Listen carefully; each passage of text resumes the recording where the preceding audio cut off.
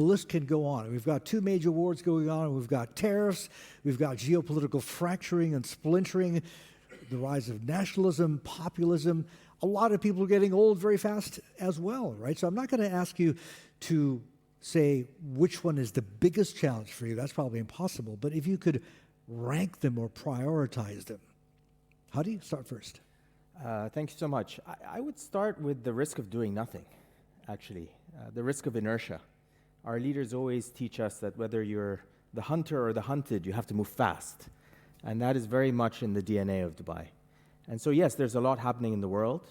We're very clear on what we want to achieve in the next 10 years. We split those 10 years into 3-year implementation plans. We work as a team on 100-day sprints. But at the end of the day, there's so much going on in the world in real time that we use real-time data of our market and also check the news every day to try and figure out what we need to do to adapt. And so we're clear on the outcomes, but how we get there is something that we need to adapt day in, day out. So I think the biggest risk for us is to be complacent. Dubai has achieved so much over the past, whatever period you look at, 50 years, 20 years, 5 years.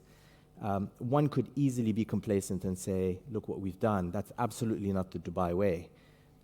For us, the opportunity, I would say, is to really seize the opportunities that are rising day in, day out, and position Dubai in the right way for people, for business, for investment. So Hadi, I hear what you're saying, right? You can't just sit still and do nothing, right? You have to just move, right? How much of your job ends up being reactive, though? And I ask because let's take, for example, what's been happening in the U.S., right? We don't know what's going to happen in the next, well, in this case, we're looking, 2.5 hours, the government gets shut down, right? But we don't know what's going to happen tomorrow. How do you plan? How can anybody plan? That's been probably the central question since Liberation Day. Yeah, I think it's continuous planning. It's a cycle of day in, day out, huddling with our team. And when I say our team, I mean the extended government. We're very high touch. We engage with each other on a regular basis to figure out how do we steer the vessel of Dubai in the right direction. I would say while we do continuous planning, while we do real-time maneuvering, it is not firefighting. It is more positive in terms of trying to identify what are the opportunities that we need to work on. And we don't start something without finishing something. And so we'll have multiple balls in the air, but I think the view is always let us keep trying to position Dubai as the best place for talent, the best place for business. Whatever happens in the world, we operate on the philosophy that Dubai is 7 out of 10. Now, we might be 8 out of 10, we might be 10 out of 10 in the eyes of some people, but we always operate with the philosophy of 7 out of 10, meaning there's always a gap for us to improve. And that's what we learned from the best investors, the best operators, to say we need to keep getting better day in, day out. Right, so B is good, but you should always shoot for A if you can, is what you're saying. Dilhan, let's bring you in on this. Prioritize the risks and the challenges that you are dealing with day to day. So I think from an investor's perspective, I don't think we've seen a world like this in the last 30 years or more. Right? If you think about 30 years since the fall of the Berlin Wall, we've had a rather benign environment right through to 2020 when COVID hit us. I think COVID was the first real global event that caused us to take a step back. And we had to deal with things beyond what we were used to, especially when you had to think about lives and livelihoods in those days. And governments had to weigh in, companies had to weigh in, NGOs, and even citizenry had to weigh in. So today, I think as we think about this world as a world for us as investors, we can't ignore the politics, nor can we ignore the social aspects of things as an investor.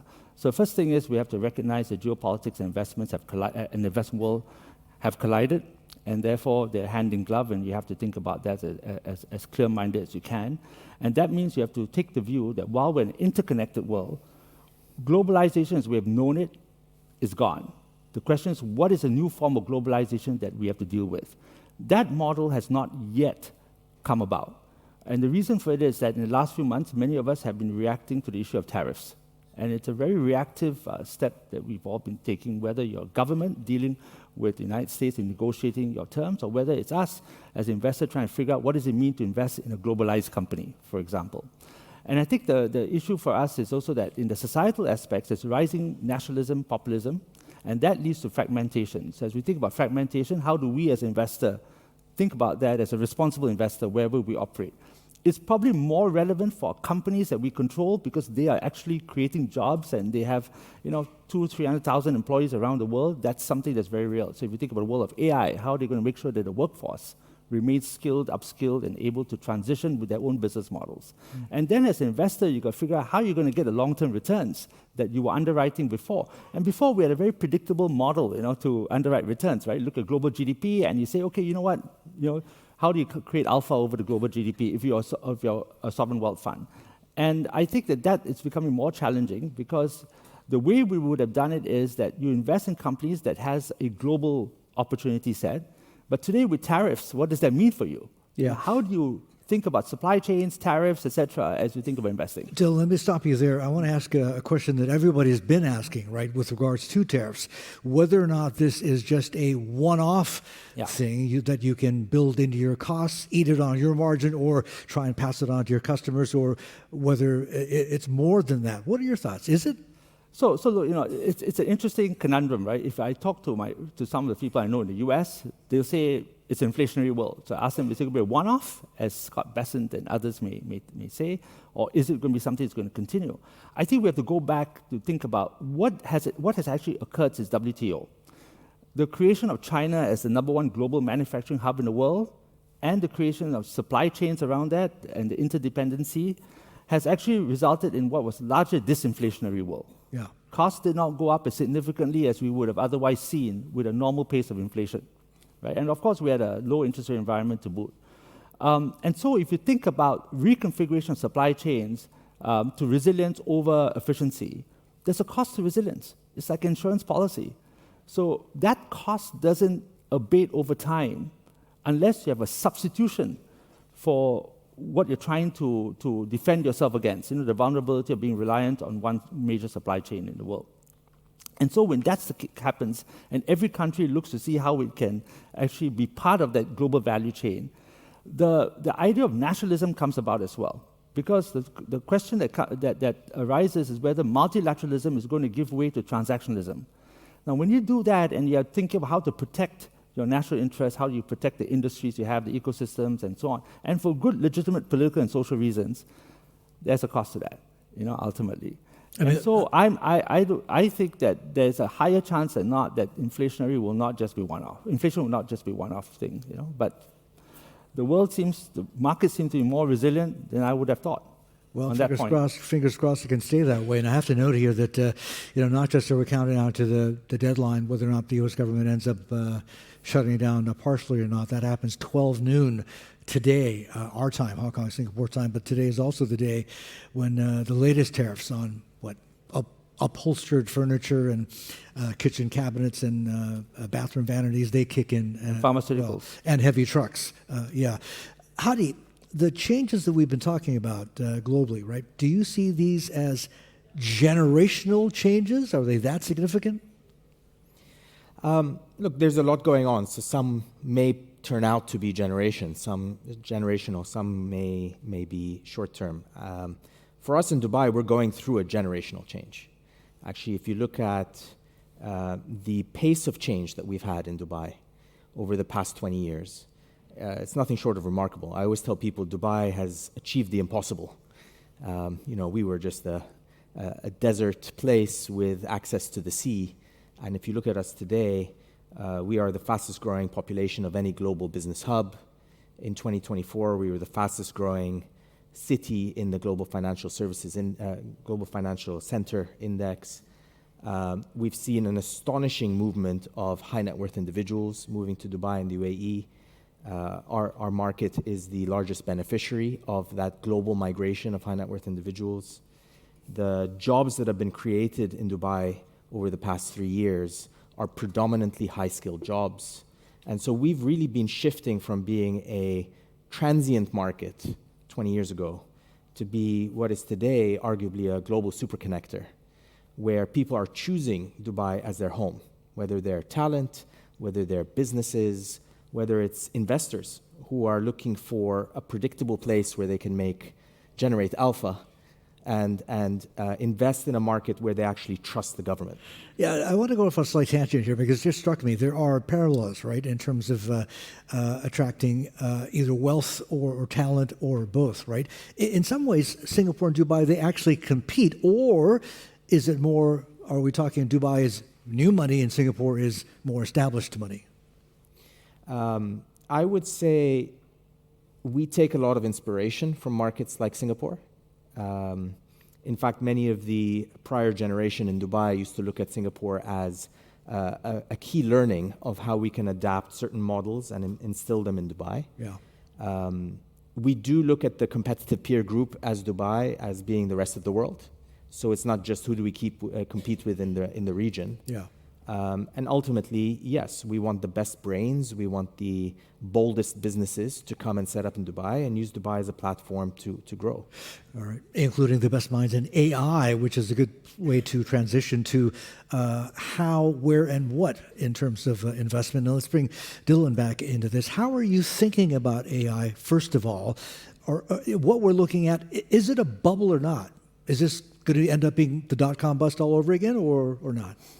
Well, I think the first thing is, AI is going to be the most pervasive thing across the political, social, economic spectrum than anything else we've seen in the last 40, 50 years, right? So I think we have to accept that. So if you're looking at AI, the first thing you have to think about is that how does AI change for institutional hours, the way you operate. So that goes to the workflows we have, which has an effect on headcount in the future. It goes into investment sourcing, investment analysis, investment monitoring, investment management. But then the other part about AI is how does it affect your current portfolio? Okay, so that means you have to think about how to future-proof your portfolio in an AI world. And that means you have to think about what I call DDAC, digitization, data, AI, and then link it with cyber. So you've got to put all that together. So you've got to use AI as an enabler for your business, but you've got to think about how AI also has risks associated with the workforce. And therefore, addressing the needs of the workforce is quite important as you plan for that shift in your business model. You think about where you want to invest in AI. That's where the bubble issue comes in. So you've got a few different levels to do so. You can invest in large language models, the small language models, and figure out where the monetization comes up from that. It's not clear. But you can see that where OpenAI is going and where Anthropic is going, but you have to think of where the others are going as well. And there's an interesting article in The Economist, I think 2 or 3 weeks ago, which said that there's a hypothesis that you will get more monetization from SLMs than from LLMs. I can understand that because if you have an SLM that's very focused on a particular sector, then you will see that running because of AI adoption. Yeah. And that should increase the revenue model there. So let me jump in very quickly, right? Without giving too much away, right? In terms of, I guess, verticals or stacks, right? AI verticals and stacks. A lot of people take a look at the hyperscalers in the U.S. and how much they've invested, north of, I think, $300 billion at last count, with not much return to show for it yet, except for names like maybe Microsoft or Meta, right? And in that vertical, that space, it's being targeted at, ultimately, in its noblest form, right? Changing our fundamental understanding of, physics or biology, right? So this may take longer to monetize if that's the case. If you take a look at the China AI stack or vertical, these guys seem to be taking a much more pragmatic approach. It's like, look, we don't have the chips anyway, right? It can't get supply or having a trouble getting supply. With what we do have, though, why don't we apply it where it can more easily be used? And it could be something like their manufacturing base, right? Largest installed base of robotics on the planet right now. Just add an AI layer on that. Boom, you're good to go, and you're probably going to see returns a lot faster. Is that the way you're thinking about it and investing as well? Look, I think we do invest in the application layer because that's where you see the revenue coming about, and we do that based on broad application, but also industry application. Not clear yet, when you're going to monetize that part of it. We also look at AI adoption by companies, sectors, financial services, healthcare, and so on, and see whether you can see the bottom line improving because of that, or even top line, depending on how you can apply it. And then you have to look at the enablers, infrastructure, compute power, data centers is just two of them. The power that goes to data centers is a third part. Now, when you come back to this, if you look at a US Western model versus a China model, there are things which the US has advantage of and there's the things which China has advantage in. Energy? Energy, China has advantage in, by far. It generates more new renewable power every year than the rest of the world put together. Okay, so if you think about the future, when you look at PUE, which is power usage efficiency, China may get that down to a fundamentally low level because of AI together with energy efficiency. They have a much more, I would say, unitary system, government, and companies, and so therefore they can implement things faster, perhaps. They may not have the permitting issues that you have in the US and Europe, the problems of communities saying, not in my backyard kind of stuff. The US has a real constraint in terms of the grid and how much energy you can put on it for the data centers that have to be powered based on commitments that are being made. And the issue of permitting is a big one. It's been recognized from the Biden administration to the Trump administration now, and you have to have creative ways to get around that. People look at nuclear energy as a way of filling the gap. Well, cranking up Gen 2 reactors is a bit not so easy to do. You can, but they're not the most efficient reactors. You can do Gen 3 reactors, which is fine, but you're going to build a new reactor, it's going to take a long time.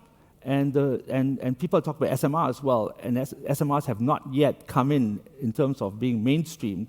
And if you look at the efficiency of how much power is generated as against the cost of the SMR, actually it's more expensive than having a mainframe reactor. Oh. But the main reactors are always behind time and over budget. So that's a big thing. It takes a long time to get it done. So as you think about energy usage, that may be one of the biggest issues that you have to consider as you plot how much of data center capacity will come about. And this is interesting because I know for a fact that you are hedging on the technology as well. You're invested in fusion as well as fission. Yes, we have. Yeah, interesting. So that's the hardware side, going back to source, and that is a power. But in Dubai's case, and in your case, Hadi, you're thinking about AI more in terms of peopleware, yes? That's absolutely right, yeah. I mean, what Dubai has gone through over the past few years, we always say, Dubai always had the hardware. We've really experienced from a talent perspective, almost like the iOS upgrade, right? So the software has really gone to the next level.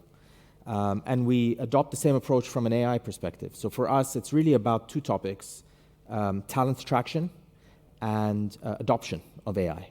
So on talent attraction, if you look at the UAE today, in terms of AI talent density, we're a top 10 market globally.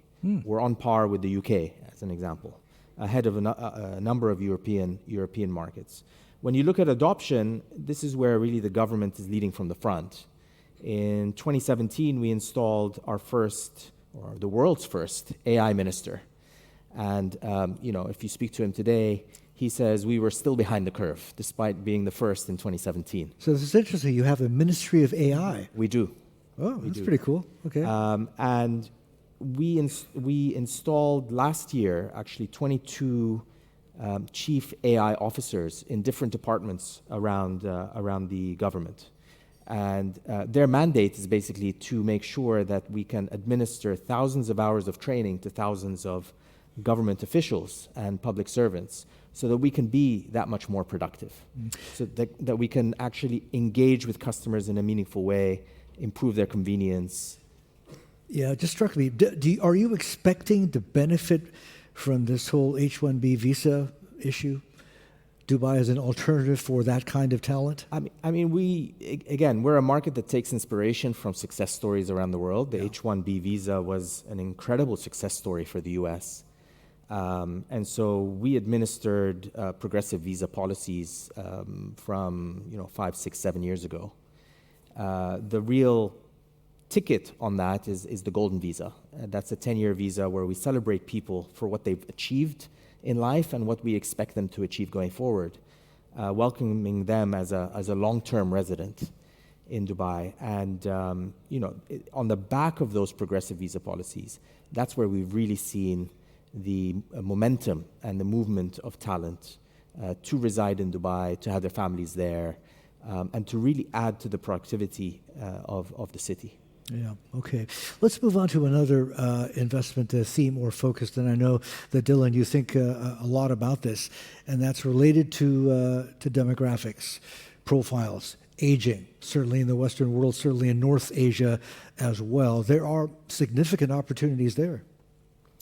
Yeah, there is. One of the trends that we've been investing against is longer lifespans. That goes to things related to healthcare, retirement products, so therefore asset management, life insurance, and other things.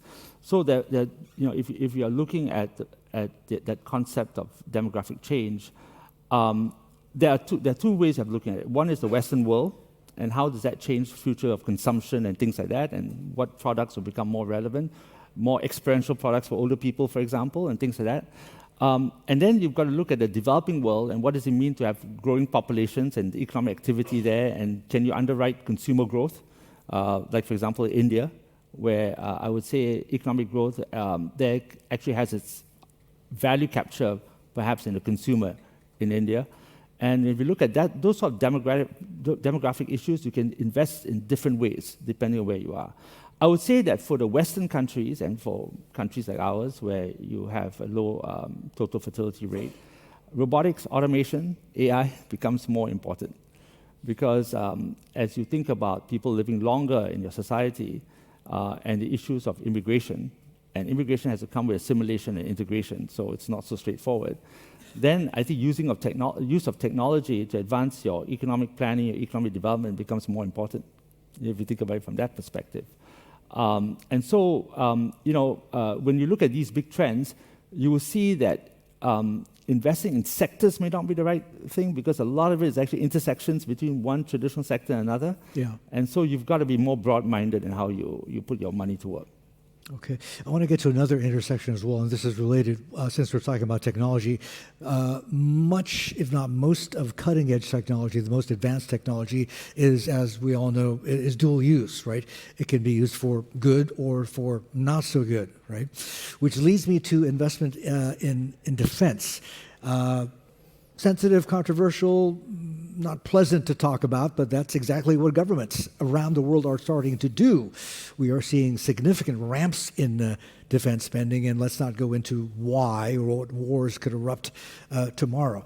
But Hadi, without getting into the politics, that obviously there happens to be a major war going on in your general neighborhood, right? Is defense something that Dubai is spending a lot of time thinking about attracting capital towards and directing capital towards, or do you look at it another way?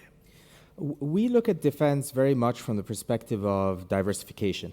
So, we think about trade, we think about FDI, we think about tourists. And at the end of the day, we just want to make sure that we are a city that, as I mentioned earlier, is a global superconnector. And so we have, throughout history, gone through global ebbs and flows. And we've seen certain source markets for tourists actually shut down in terms of coming to Dubai. But they're typically taken up, the gap is taken up by other markets. And that's when we proactively go out and we open up channels into those other markets. And so for us, it's all about diversification. We think about FDI. Our FDI in the first half of this year is 60% up relative to last year. Dubai today is about 8% of global FDI, despite being only 0.1% of global GDP. And so the numbers are great, but our focus is very much on diversification. We already have half of the world investing in Dubai. We're focused on how do we get the other half of the world investing. Very much same on trade. Trade, tariffs, all these supply chain shocks that are happening around the world for different reasons. We don't want to just be concentrated on a few markets. And so we do two things. Firstly, today we're already connected to 400 cities globally from a trade perspective. We're saying, what are the next 400 cities? And some of those might be cities that are coming up tomorrow. They don't even exist today. And then the other thing we're looking at is how do we expand from a supply chain that is Dubai-oriented and work with our champions like DP World and Emirates Sky Cargo and say, where do we create the next hubs? Meaning DP World should be carrying trade from Dubai to another market that they own. They have the assets, they have the capabilities, in that market. And so DP World has been acquiring a number of businesses to be able to facilitate that. So defense for us is really diversification. All right, makes sense to me. Listen, just a couple of minutes left. I want to get to this whole, it's not a divide, right? But there are two different universes, public markets and also private markets. And as far as Temasek is concerned, you're pretty much almost all an equity investor, right? Only about 2% of your portfolio is actually debt, right? Yeah. But within that equity split, about half roughly is public companies, about another half is private companies. And what I want to ask you is this, Dilhan. Now that interest rates are starting to come down around the world, and the Fed's back at it again as well, it sounds like it might be an easier time for private markets, whether it's VC or PE. They've gone through some pretty lean years recently. Does that include for yourself? So I think there's a broad generalization, and then you have to look at specific geographies and markets, right? So broadly speaking, much more capital has flowed into private markets than the public markets in the last decade or so. And a lot of it has to be due to the wealth creation, but also because, with a low interest rate environment, effectively private markets give you the opportunity to try to get a better rate of return over the long term. The real issue is that in the private markets, there's more opacity than in the public markets. You've got better in mind. There's more illiquidity, and therefore your ability to actually generate liquidity to pivot becomes more reduced or circumscribed. And so I think if you have to have that balance. So for us, there must be the balance between public and private. We put more money into public in the last 18 months than we've done before. We even have an active alpha strategy, which is a relative return, which is a bit of an aberration for us because we're generally absolute return. But we did that in order to build up the muscle that we need to have to be able to get the best out of our public market investing. And that includes conversion of private into public. Now, private companies are staying private for longer. There are two other things, by the way, that cause you to think about investing in private markets. One is private credit. I know there's a lot of noise about private credit, but there's still a role for private credit. And second is core plus infrastructure. The world needs a lot of infrastructure. Yeah. And there's going to be a lot of money going in there, even more so than what we've seen in the last few years. All right, Hadi, last word to you, and this is going to be important as well as significant as you're sourcing capital, right? Do you get the sense, and this question has to do with cycles, right, especially with regards the private market, given everything we've talked about, the challenges and risks, right? Do you get a sense that cycles are going to get stretched out longer, that investors are going to have to wait? They're coming to you or looking at you with the mindset that, look, it's going to be probably more than 10 years, right? Or, and we talked about this, Dilhan, offline before we came on, because of the risk of being disrupted by technology, cycles could theoretically even be shorter now. Tough to say. If I had a crystal ball, I'd work with Temasek. What I would say is... we have no crystal ball. I don't know if yours is working. If it is, please pass it on. I would say a couple of things. Look, it really depends on the topic and the theme. For us, we take the view that we have plans for 10 years. We implement over 3 years. We have these 100-day sprints. But our 10-year plan culminates in 2033. We call it D33. Yeah. But the 33 is important not because it's a 10-year moment from the time that we set the plan, but more importantly, it celebrates 200 years of the Al Maktoum family leading Dubai. And so at the end of the day, for us, the cycle is really around leadership driving a certain set of values that creates value in the economy. Now, will technology accelerate certain themes, certain cycles? Undoubtedly. By how quickly? To what end? I mean, those are questions that are, we could spend a lot of time debating. Yeah, maybe for the next conversation. Right, folks, listen, they're just about to bring out the striped cane and hook me off, so we'll have to leave it there. We're just done. But please give it a round of applause to our two excellent guests, Hadi Badri and Dilhan Pillay. Thank you. And thank you all for being a part of this panel.